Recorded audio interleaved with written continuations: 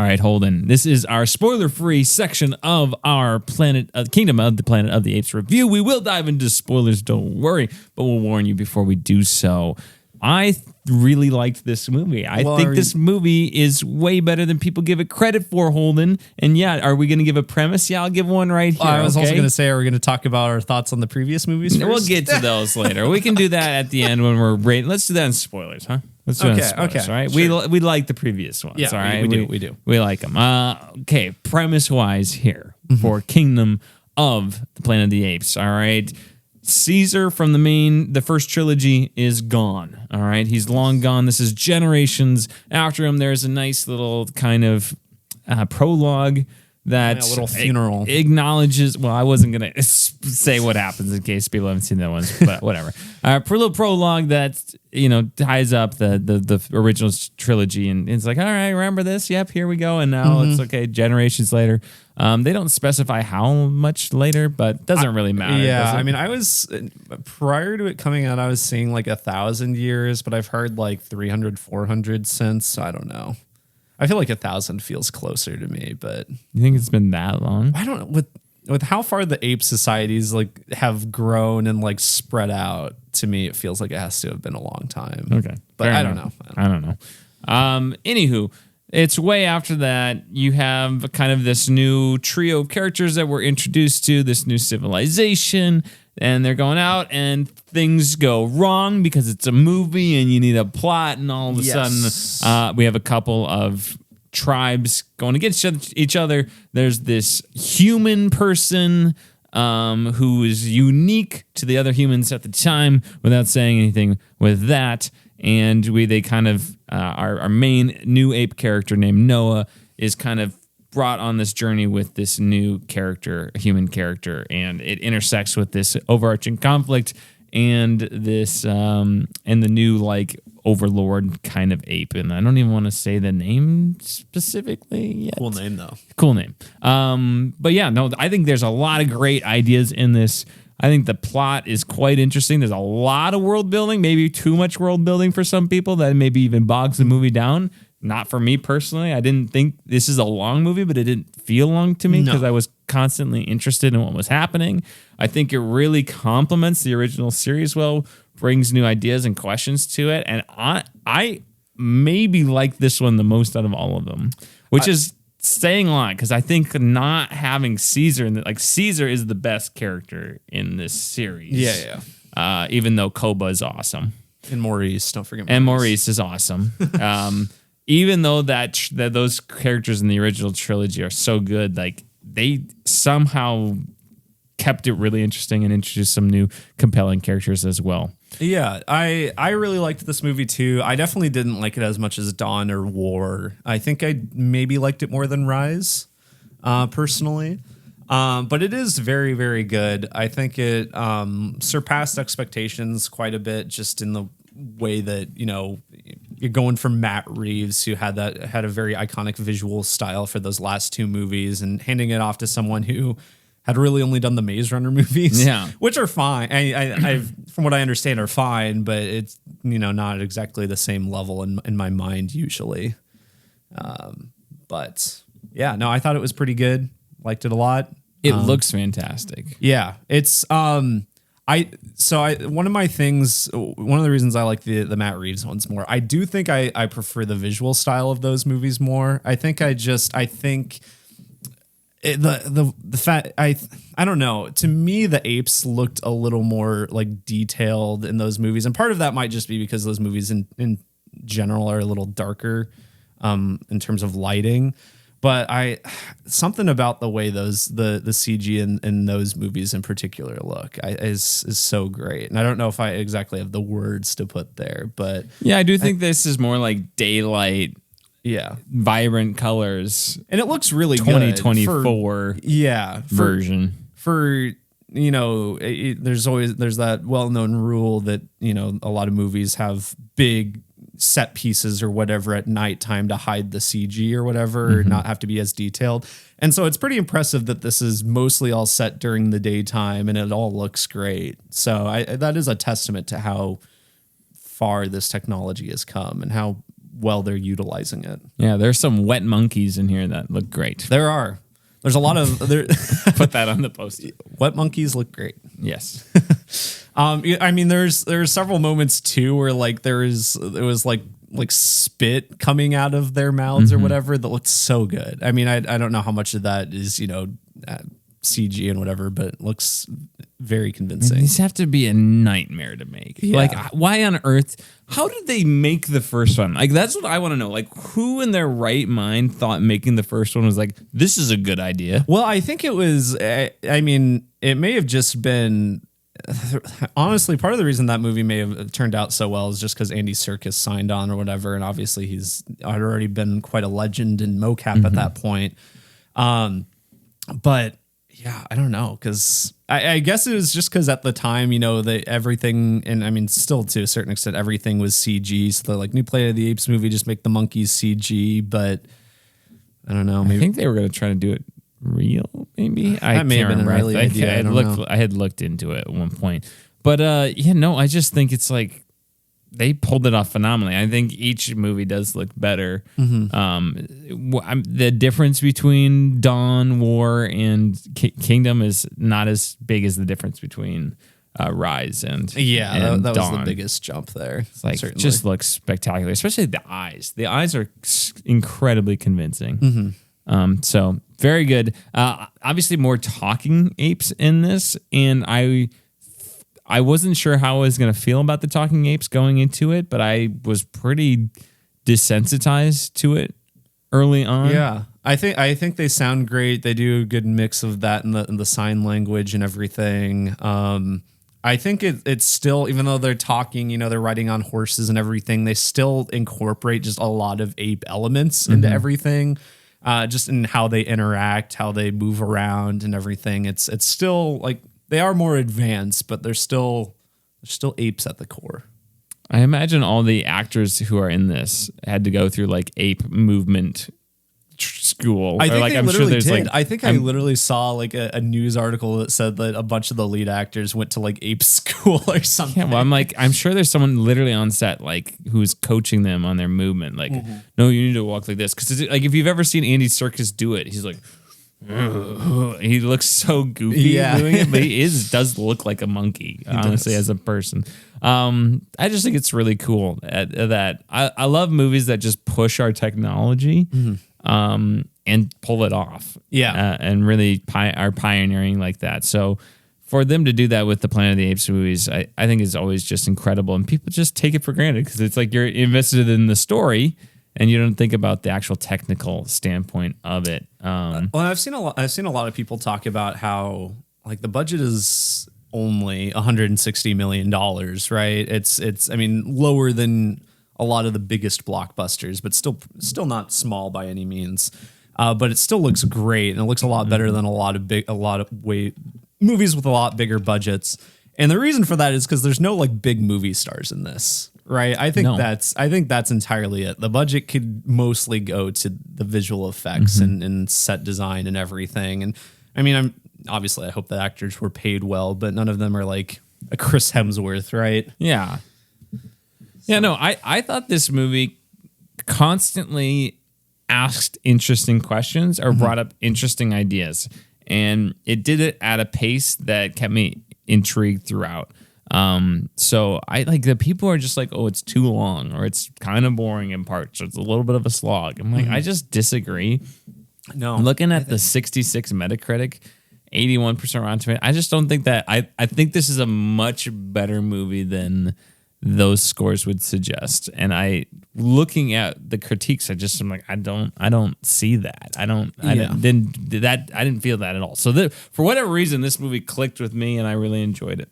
Yeah, I mean, I probably think a little higher than the average person of it, but I'm not as in love with it as you would say. I think for me, the biggest thing holding it back is not necessarily the pacing, but the structure. And we talked about it a little bit after the movie and just how I think this movie spends, and once again, I don't think any part of this movie is boring. I like all of it, but I do think the time could be better distributed in different places personally. just in terms of having a more satisfying narrative. I think I feel like the back half of this movie is kind of rushed. I can in see a lot of ways.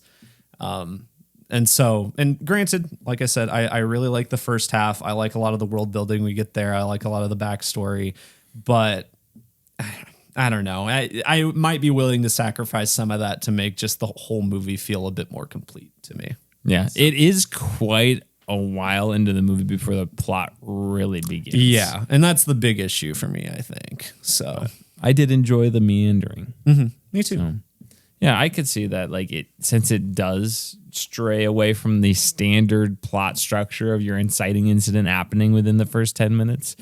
Well, the inciting, I think that's part of the weird thing is the inciting incident does start pretty early, but it's almost like there are multiple inciting incidents. Like, well, yeah, there's so many connecting points to the narrative that's why it takes a while for it to go. And they do just spend a lot of time on talking about themes, really like themes or world building. I'm like, look at this, what the cool monkey tribe does. Mm-hmm. I thought it was kind of cool. Well, they have eagles. That's kind of cool. That is cool. Falcons, actually, but Falcons. Sorry, Philadelphia versus Atlanta. Performances wise, I think everyone in this is very good. Yeah, I think all the mocap actors. Kevin Durant is the villain. I think was very good for the little screen time he got. I think Peter Macon plays Raka. He's great. Raka is my favorite character. Yes, mine as well. We'll talk all about Maraka and Maurice. Orangutans, just the best characters in these movies. They really are. They're great. They're all good. Freya Allen plays kind of the main human girl. She was good. Yeah, I don't know. Not much negative to say. I do like the direction they take the human character. I think is a bit different. And I think, without spoiling anything, I think just the way the movie ends up very much makes for an interesting concepts for the next couple movies. Hopefully. Yeah, so this is at least sounds like a trilogy that they're making. Yeah, and with the potential of another trilogy after that for 9 total films. Yeah, it sounds like they want to make 9 movies. I think Wes Ball, I don't know if he's directing all 3 of these movies, but sounds like he's going to be at least involved with these 3. So, cool. So, I mean, I thought it was great. I really did. Not many notes from me. Seriously, I really enjoyed it. And I can't wait to dive into specific things and spoilers. Holden, did you want to give a rating? Yeah. I'm probably at like an 8, I think. 8? Yeah. I think that's a solid score. One thing we haven't mentioned, I do really want to quickly mention, since it's not really spoilers, I like the music in this too. It's very just John Paisano. Yeah, it's like John Paisano. It is very just unapologetically just old school blockbuster music. It's none of the not modern minimalist kind of. It's just like and not Danny Elfman, but like John Williams-esque. Like, hey, there's something cool happening. That we just don't. Ever since the year 2000, we just don't get a ton of these just kind of more bombastic. Apparently, he's like always dramatic with scores. Ball. He did the Maze Runner soundtracks too. So interesting. Yeah, I thought it was pretty good. I don't really have any.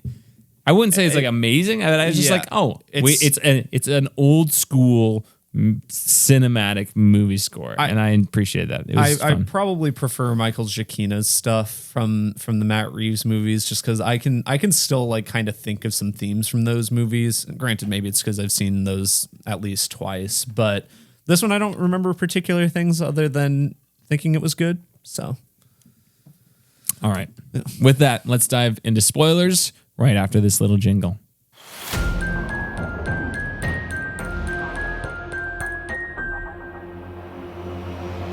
All right, spoilers for Kingdom of the Planet of the Apes. Do we want to start talking about our thoughts on the original movies? No, I want to do that at the end. You want to do that at the end? So where does it fit in the rest? Yeah. Oh, okay. Yeah. Sounds good. So, beginning of the movie starts with Caesar's funeral. I liked that scene quite a bit. Wasn't expecting it. They apparently got like the actual actors to come back for mocap just for that one scene. You didn't need to, but that was nice. That's cool. Andy Serkis just lay there. I don't think Andy Serkis was there. I think it was like Maurice and Rocket or whatever. Yeah. So, good scene, but then cuts to many generations later, and you have the apes climbing through Horizon Zero Dawn. Yeah, very Horizon. We should have Zero mentioned that Dawn. in non-spoilers, but yeah, the world in this looks, especially the cities, look a lot like Horizon Zero Dawn specifically. Which I think takes place in San Francisco. This is. Did we find out where this took place? let me see if it's been updated on Wikipedia, because when I checked the other night or 2 weeks ago, I didn't say. I'm not seeing it here. I mean, it's like on the coast or near the coast, I guess, near enough that they could travel there. And like desert could be Nevada. So Yeah, I don't know. So I mean, in my head I like to just think of it as San Francisco, Horizon Zero Dawn, like Aloy's just around the corner. Sure. Boy, especially even like the vault thing too was very Ted Faro. Yeah, it was. I mean, like there's that they have like a camp just like that. Yeah, I wonder if there was any In Horizon Zero inspiration Dawn. from those games. If it just was all coincidental. Yeah. Because I mean, this had to be developed while that they had to have that story before Horizon Zero or Horizon Forbidden West came out, right? Probably. In order I also to make feel like this this movie has been kind of fast tracked. I feel like it was just kind of announced and was coming out within the next year or two. I don't know. Anywho, just very similar in vibes, which was fun. I liked that. Horizon Forbidden West is a great, fun game. Yeah. Especially that Ted Faro bit is awesome. It's probably the best part of the game, in my opinion. Even though I haven't quite finished it yet, so I'm working on it. But yeah, no, I really liked the opening sequence with them going to get the eggs, the falcon eggs.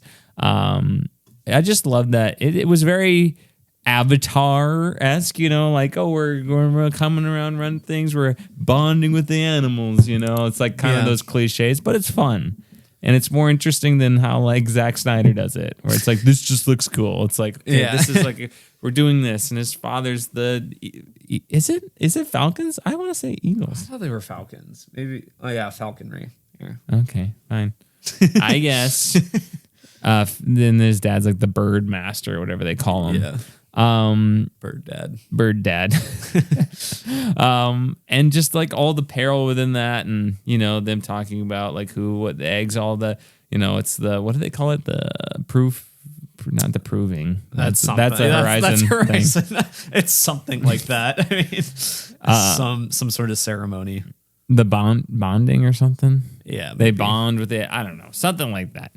But I really enjoyed that whole intro sequence. We get introduced to Noah and Anaya and Suna, I think. All right, yeah, something like that. Anaya and Suna, who kind of surprisingly take a back seat for a lot of the movie after this. It's not really like a buddy movie with them, like I was kind of expecting. But yeah, I mean, they're still good. I enjoyed them. I like them, especially when we see them later as well. Yeah, no, I liked that whole sequence. Thought it was fun. They get the egg. He climbs up really high, and then his dad the falcon doesn't like him or whatever. Falcon doesn't like his dad's falcon. Yeah, doesn't like him. Yeah, angry. The mom, honestly, I thought the mom was the best looking ape in the movie. Like in terms of just I don't know what it was. Maybe it was just because she was like had like some extra wrinkles. You're into older apes, no, huh? but maybe it was just because she had more detail with like the wrinkles and everything. I was like, that looks straight up just like a chimpanzee. I was like, that is crazy. But yeah, that was very cool. Yeah, no, the mom was great. I thought the dad was great too. Like, I thought he was just gonna be like, "Oh, I'm a mean, hard dad on my son. Yeah, you don't live up to my expectations." But he's like, "No, son, I understand. It'll be good." Like, I was like, "What?" Which is, kind of makes sense because then the dad dies. Yeah, then he dies. You don't get the redemption moment. Between them. But I thought it was great too. So it's like you have this introduction to the human character. The egg is cracked, and which honestly didn't even see coming, I guess, when that scene was, because you're kind of distracted. Yeah. They could do a good job of like distracting you with different things. And so you're like, oh crap, he's got this thing tomorrow. What's he gonna do? Is he just gonna get grilled by his, presumably his dad for not taking care of the egg and be embarrassed, or is he gonna go out and do something about it? So he goes out, and then you have the attack from the rival apes because it's like you can't go beyond this point. Who knows why? Don't go in the Forbidden West or whatever. I don't know. I'm just gonna keep talking about Horizon. For who knows why? Is it because of the humans, the echoes as they call them? Yes. All that stuff. Well, or the apes and all that. Go ahead. So that ties into why to me this feels a lot longer than just a few hundred years, because like the apes just straight up like don't understand anything about humans anymore. You have the whole arc about like Caesar's teachings kind of being lost and twisted and everything. And to me, especially since like Noah's tribe knows literally nothing about this stuff, to me it just seems like you have to go longer for everything to be completely forgotten. But I don't know. I don't think it'd take that many generations. 300 to 400 years, I would say. I don't know. I don't really care. It was good. Yeah, I liked it. It was good. Regardless. But yeah, no, you get the whole attack sequence, which is beautiful. Night fire raids always looked beautiful. Cool, yeah. The fights within the falconry. What do you call that? Falcon nest. Falcon thing. Roost. Tower. A roost. All that looked great. And then of course we get like the big line of like, what does he say? Something about Caesar. For Caesar? Oh yeah, it's like for Caesar or something like that, yeah. which is like, oh my gosh, the bad guys are for Caesar. What? Like that's a good little twist. Yeah, I going in, I knew the bad guy's name, so I was like, okay, well that's just the bad guy's name, but which is why I didn't want to put it in the Proximus Caesar. Yeah, Proximus Caesar. Cool name, just a very cool name. Next Caesar. Yeah, very cool Roman sounding. He was great. I thought he was terrific because he is, again, he's not, and this is what all the movies have done really well, is they don't have the mustache twirling villains. Ooh, yes, I'm evil. Dr. Robotnik. I would say the closest would be like Rise. A little bit, mostly just because if you've got like the guy at the medical clinic who's like, I just want money or whatever, and then you just have like Draco Malfoy's just mean for no reason, right? Well, they're fine. All the sequels have great villains in, because Dawn, you have Koba, who's and Gary Oldman, kinda, but not really, yeah, and then you have Woody Harrelson. Woody Harrelson's terrific. Yeah, villains in this series typically have been quite good. So, and then here Proximus Caesar, because he's very much like, I just want us to be stronger, and better. Mm-hmm. Like I want to be a good leader for my people. Yeah, and he takes these prisoners, right? Mm-hmm. But he integrates them into like he treats them like everybody else. He's like, welcome home. Yeah, he's basically just amassing this large kingdom and not treating them really like prisoners at all. I think part of the reasons why I feel like the back part of this is a little rushed is, one, I feel like Proximus Caesar could have just used more screen time in general. I think I really like that he twists Caesar's ideologies and stuff. I feel like that could have gone farther than even what we saw personally. I don't know if he necessarily even meant to twist it. Like, he misinterprets it. Yeah. Because you still have apes together strong. Yeah. And kind of like his like weird twisted relationship with humans too. He has them as like a court jester kind of thing, which is interesting. Yeah, so it is interesting. But I also feel like, I don't know, we don't really get a full scope of his his rule as kingdom or whatever. Mm-hmm. I feel like we could have, and I don't know, we could have spent a little bit more time on that. I don't know. But yeah, he wants to get that vault door open. And yeah, William H. Macy I thought was great as well. Just like his little entertainer. Yeah, I liked that who too. Tells him all about the Romans. Yeah. Yeah, which, William H. Macy's just surviving. I can't remember. What's his character's name again? It's like weird. It's like, I don't know. I can't remember. Let me just pull it up here. Trevathan. Yeah. Trevathan. He's a survivor, and May, right? Yeah. Which that was great when they call her Nova. Yeah. All humans are called Nova. Yeah, we got to just talk about Raka at this point. Yeah, we did kind of skip over a big chunk. Which was my favorite part of the movie. Mm-hmm. which didn't like progress the plot at all. No, it's all world building. And it's when Noah starts going on his journey and meets Raka. Falls into his trap. Yeah. And Raka's just this cool orangutan character who studies the works of Caesar and follows his teachings and everything. Kind of to a religious degree, but seems to have a better grasp on what Caesar actually meant than like Proximus does. But still, like, no idea. Yeah, like, it's still he's like it's kind of like he's like idolizing him to like deitizes him, I would say, to a certain degree. And yeah, he like the whole Nova thing, like takes everything like blows it up or takes it way too literally or something. I don't know. Which was a funny joke in the movie. Like that's what they called all of them. I have no idea why or whatever he says.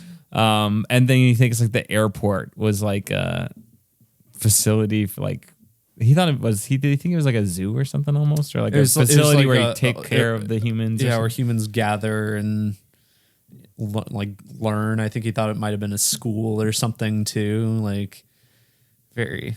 But yeah, like he knows something about humans. Like, oh, they used to like talk across the oceans and, fly in the sky and the lines that were in the trailer. But yeah, I just thought all of that was fascinating. And that's maybe, I'm an ancient history teacher. So it's like knowing some stuff about the past, but also having no idea how it actually worked. Yeah. He's like working off of very limited information, especially since he's pretty lonely. But Rocco was just great. And I hope he's not dead. I feel like he's not. I feel like there's like he gets swept away. Like that's such an easy death he can come back from. Yeah. He has to be in the next movie. Skipping to the end, but I also hope Proximus Caesar is not dead. Yeah, he also could possibly be not dead.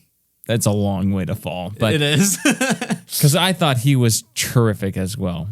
But maybe they're setting up human ape conflict again. Yeah. I think that was all really good. We didn't talk about the gorilla guy. Mean old gorilla. Mean old gorilla kills his dad. Maybe kills Raka. I like him. He's the classic big brute character. Gets a little showdown at the end. Drowns. Yeah, love him. Wet monkey. The gorillas always die in these movies. Donkey. Donkey. You got the other gorilla that goes on the trip with them in war. There's the one that escapes with them in Rise. They all die. And honestly, I was thinking about it. I was like, it's probably just to show like up the stakes because these big tough monkeys die, so that means things are getting real serious. Yeah, but it is sad. Yeah, so we can talk a little bit more about the May Nova character and her just kind of being like, who is she? Did they reveal in one of the trailers that she could talk or something? I don't think so. I don't know what. But I don't think so. I didn't know that going in. I didn't either, but I know there was a trailer that apparently gave a lot away. That's what I heard too. So maybe that's the trailer that. But I don't know. Anywho, you find out that she can talk. I mean, they see the humans who are just cavemen essentially, feral. And they're like, oh, we're reuniting with you. We're sending you into the wild. And turns out that she can talk and speak, and that's stunning to them. Which again was another one of those. Like as soon as maybe the movie started to dry up a little bit, it's like, oh wow, here's this brand new thing to keep you interested, to hook you once again. The scene where the apes are attacking the humans. I just watched the original Planet of the Apes movie, or I guess I should say I'm 2/3 of the way through it. But there's a scene that is incredibly similar to it. Obviously, a callback to that original movie. This has to be much better than that one, I would assume. The chase sequence? The chase sequence in that, I think the original Planet of the Apes is actually pretty good. And in terms of like production and everything, pretty impressive for the time. Really? Yeah. I would recommend it. Yeah. I'll have to check it out. It is a very different vibe, but it's pretty impressive. So yeah. No, that was a fun scene. Her hiding in the grasslands, all that good stuff. Yeah. And then, I'm going to help you if you help me, sort of deal. Quid pro quo. Yeah. Holden. There we go. And yeah, then they get captured, all that. They get there. I like the May Trevathan dynamic of how could you betray humanity? Like, open your eyes. Like, this this is the planet of the apes now. Well, I think May in general has potential to be very interesting because she like just does not like the apes really at all. She's like she has this like tenuous partnership with Noah just to like essentially get what she wants. Him. Yeah, using him. And seems to come to respect him a little bit by the end of the movie, but ultimately is like doesn't like the apes. Wants to stop, Proximus Caesar from getting his hand on all this stuff in this vault, and also wants to get this satellite communications thing to help them speak is what she said. Yeah, which makes sense. Well, so that's another really great part of the movie that fascinated me was like, okay, Trevathan is painted as a villain here. Mm-hmm. He's a very practical, like, I'm surviving and I don't have anything against working with the apes. This is their world now. I'm a realist. Yeah. Here's where I'm just going to make my own little way in the world. I mean no harm for you. In fact, here's what I would recommend doing if I were you. I'm literally trying to give you advice and like trying to be nice. Yeah. And she's like, I want to commit genocide on the apes. But she's like the protagonist, like she wants to eradicate them. She wants to destroy their way of life. Yeah. It is interesting. Even though it wasn't their fault. No. So it's like, well, it's all about the perspective you're given. And I thought that was a great part of the movie was portraying this like May character as a protagonist, and you're really like you like her and you're on her side, but the more, especially you get to the later part of the movie, it's like, oh, she's not necessarily a good person in this story. Yeah, I mean, assuming we end up following the same characters in the next movie, it'll be very interesting to see that. Very speciesist. Yeah, human exceptionalist, I would say, maybe define it that way. It's interesting that we've had these intelligent humans have survived this long. I assume it's like similar to the earlier strain of the simian flu where some are just like immune to it. So that's kind of interesting. I don't know. We'll see how that are there enough, smart sentient humans left that can actually fight back against the apes? I would think no, but I don't know. Maybe if they get some hands on some big weapons. I was a little let down that the whole thing they were looking for the whole time was just another communication thing, just like it was in Rise. I thought, maybe it would be something more, but I thought I heard that, and I didn't notice this, is that she, at the end, I know we're skipping all over the place, but it is spoilers, so theoretically you've seen the movie. Yeah. I heard that she's actually not let into the facility at the end. Is that what I saw? Maybe she doesn't go into it, but she goes up and watches like the satellite dish turn. Yeah. So I don't know. Yeah, I don't know if she wasn't let it. Well, okay. You know what? Actually, because she meets the lady wearing a hazmat suit, right? Yeah. Because that makes sense. Like she could be contaminated, right? Yeah. Maybe they're not. Maybe they're not immune. They just were their daughters and sons and daughters of mega billionaires who had their bunkers. Yeah, that could be, actually. I didn't really think about that, but yeah. But there's still some humans that are immune because both Trevathan and May. Nova. May. Freya is the actress's name. I was going to say Freya, but yeah. I don't know. Interesting. I thought that was a great place to end off, and we'll work backwards here to like the climax and all that, but great place to end off with her, and Noah's like does not need any harm to the humans, especially after his whole experience with Raka. Caesar has high respect for him. He's kind of doesn't know a ton about Caesar, but a little bit, enough to know that like Proximus Caesar's distorted the message. Yeah. So like he's like, I don't want to hurt you. Like, I don't have any problem with you. Why don't we just coexist, sort of thing? And she's like, I will kill you all.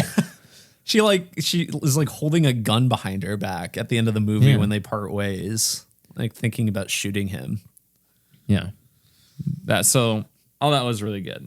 Her just using them. Yeah. The whole time. I mean, she just uses him. Yeah. She is a fantastic manipulator. Yeah. Throughout the whole thing. And I'm excited to rewatch it sometime to kind of know that at the beginning and see how I perceive her actions throughout the movie. I probably am just forgetting this detail, but why does she go to their village at the beginning? I honestly think she's just trying to survive. Like somehow she got her tribe was killed by Proximus Caesar's, right? Or whoever she was with on this expedition to get the MacGuffin. Oh, sure. I And think so she's was just found running out away. by and like she's literally just like trying to survive. Okay, that makes sense. And then when she finds Noah's going after him, okay, they have mutually aligned interests, and I think. At least that's why. That makes I mean, sense. That makes it's sense. been a week and a half. Yeah. But I think it's a testament to this movie that we haven't seen it in like 10 days and we still have all this information, characters' names, details that we can still talk about in depth. Because this is good. Holden, this is a good movie. I know I say I'm a broken record over here. Yeah. Shall we talk about kind of the base part of it? Yeah. First off, Monkey Village, cool ship thing. Yeah, like the big ship, the different rooms and everything. I really liked too the scene where Proximus Caesar brings them in. I didn't think they were. I would have loved more Proximus Caesar, but I didn't think it was like he was not in the movie. He had quite a few scenes. He was. I mean, he was still a standout character. I just think he could have. There could have been more of him. I felt to me. And this is probably one of the things I actually do have a straight up problem with. I felt like the very end showdown between him and Noah, it did not feel very earned to me.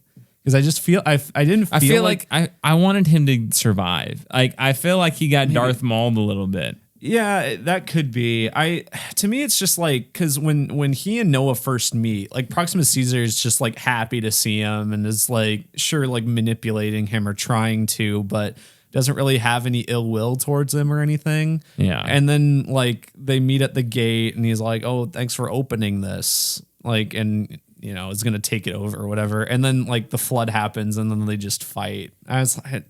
It felt like kind of like they should have had another scene or two in there, kind of more defiance, more. Yeah. I could see that. Yeah.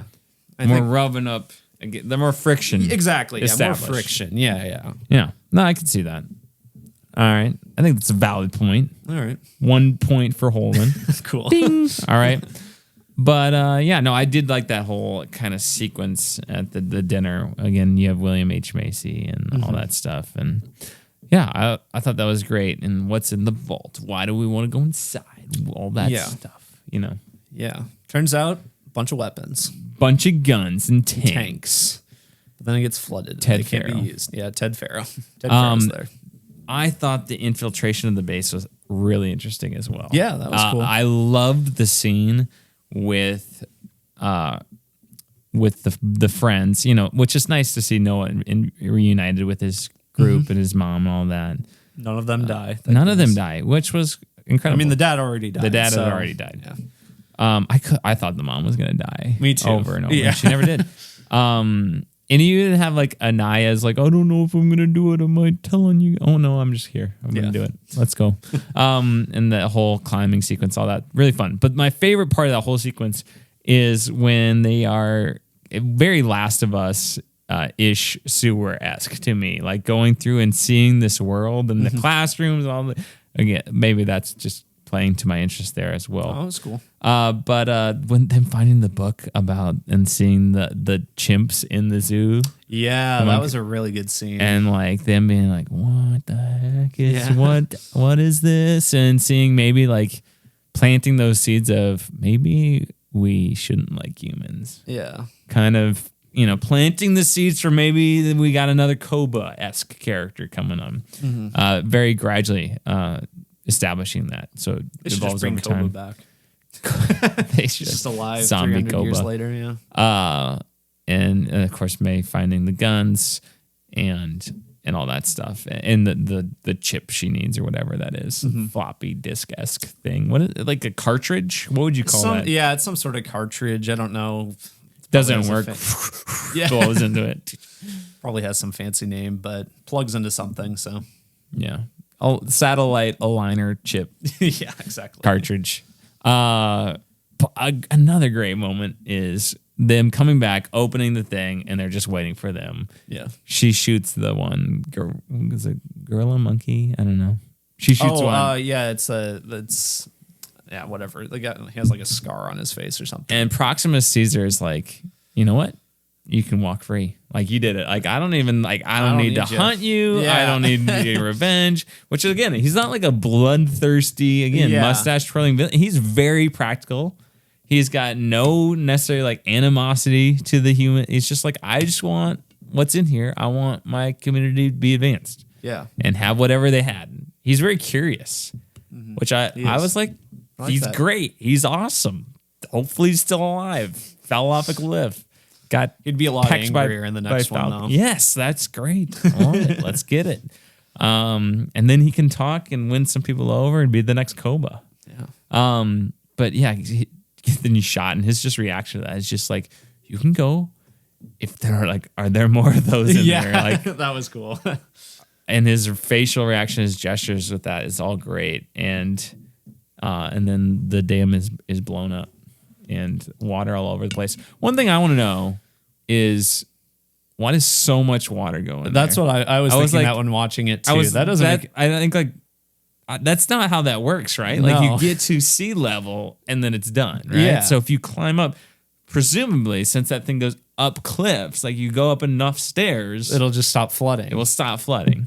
Yeah, no, I was thinking that too. So that was a little bit of a logic thing for me. Like, that could have been just solved by you build it like underground, I guess, but then you couldn't have them climbing up the thing. Yeah. You'd have to change that to like an underwater sort of thing, I guess. But Avatar: The Way of Water. The Way of Water.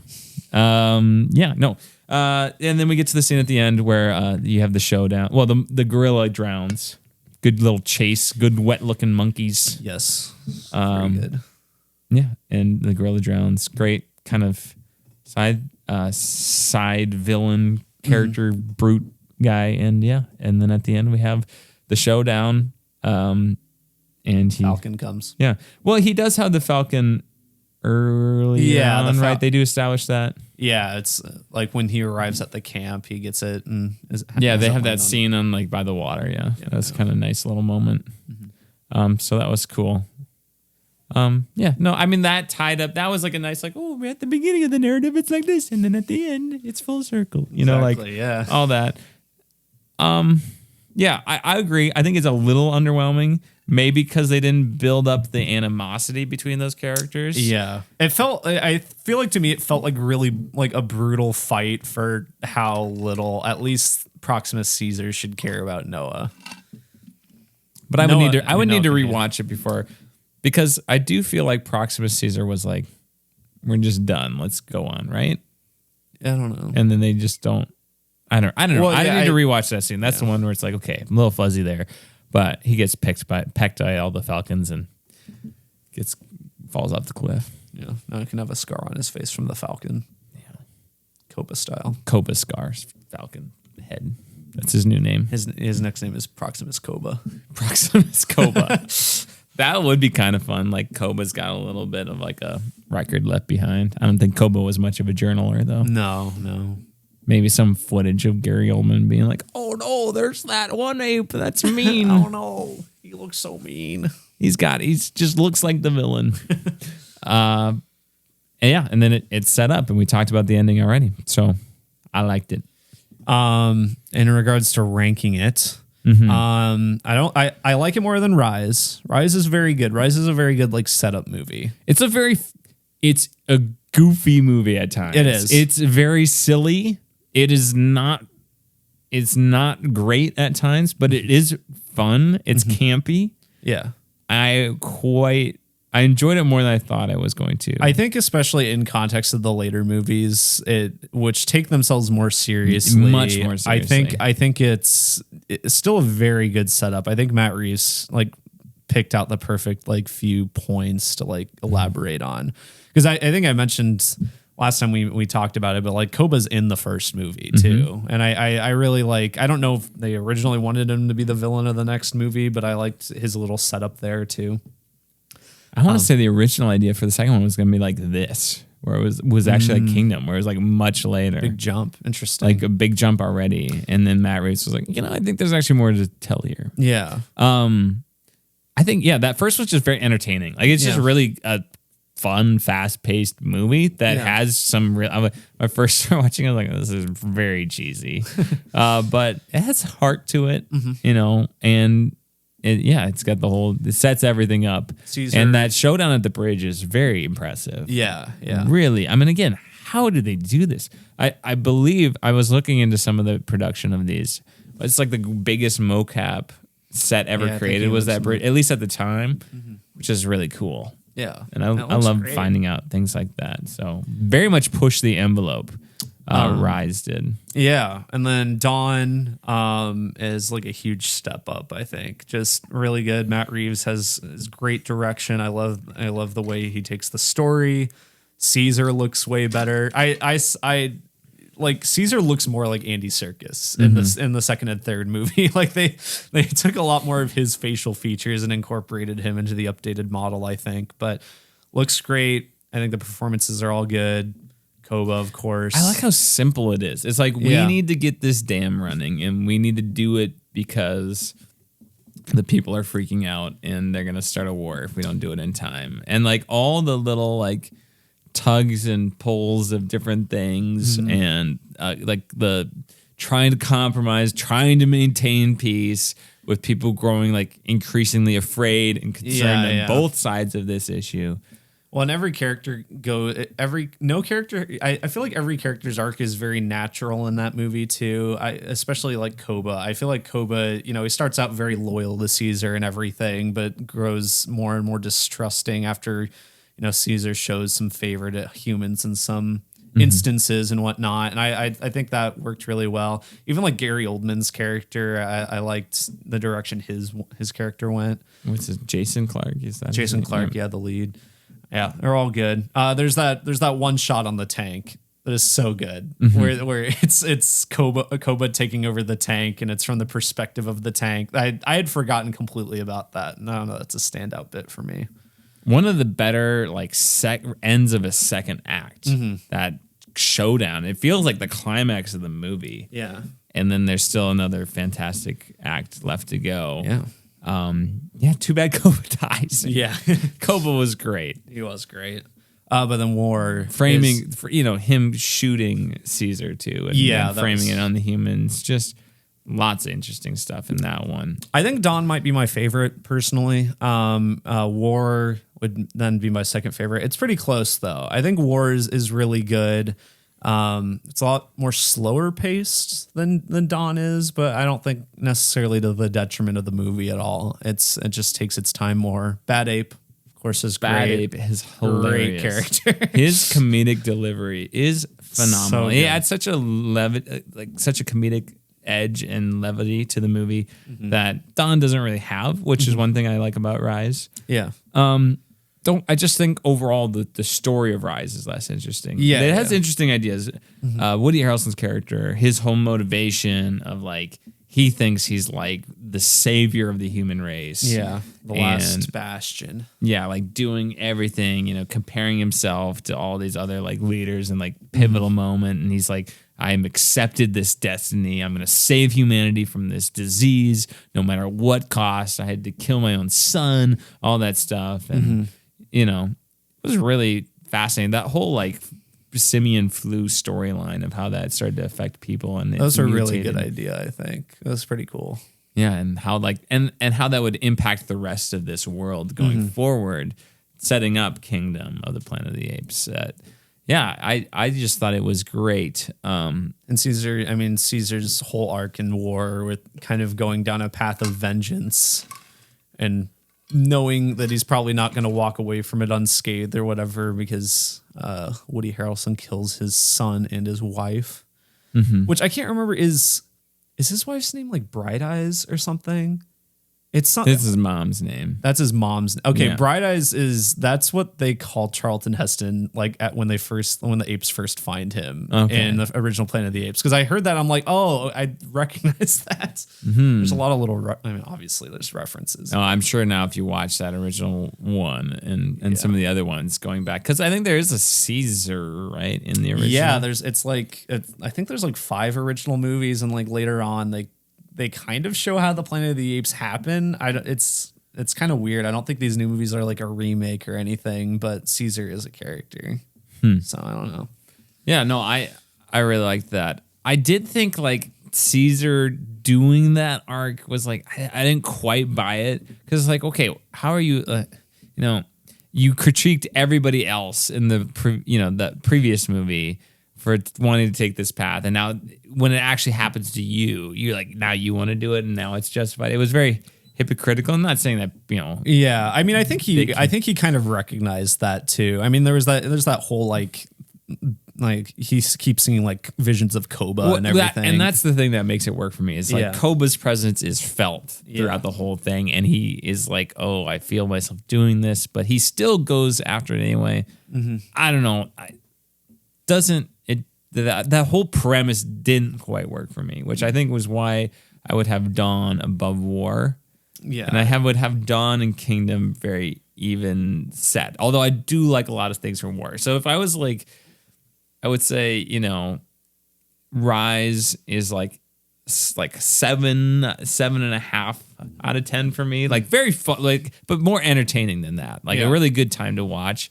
And then all the other ones are like between 9 to 10. Like, they're all. I think it's just clearly a step up the other 3 sequels, and just a very consistently entertaining, engaging, intriguing series, similar to like Mission Impossible, where it's like each entry they crank out is somehow just still very good.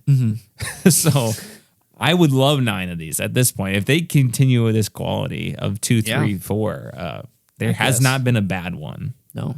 So really, really excellent. Was there anything else you wanted to say about the other films? No, I don't think so. Yeah, it's my ranking would be Rise, then Kingdom, then War, then Dawn at the top. So you would have Kingdom second above War. You said Rise. Oh, sorry. If I said that, that's not what. Rise. Sorry, it's Rise at the bottom. So you went lowest Rise, and Kingdom, then War, and Dawn. I think that's a very, very, very viable ranking. But they're all fun. So yeah. Awesome. Sweet. I'm glad you could listen to that. Let us know what you think down in the comments if you're on YouTube. Also, make sure you like this because it's YouTube, like it, Yeah. Subscribe, all that stuff. Stick around for all of that.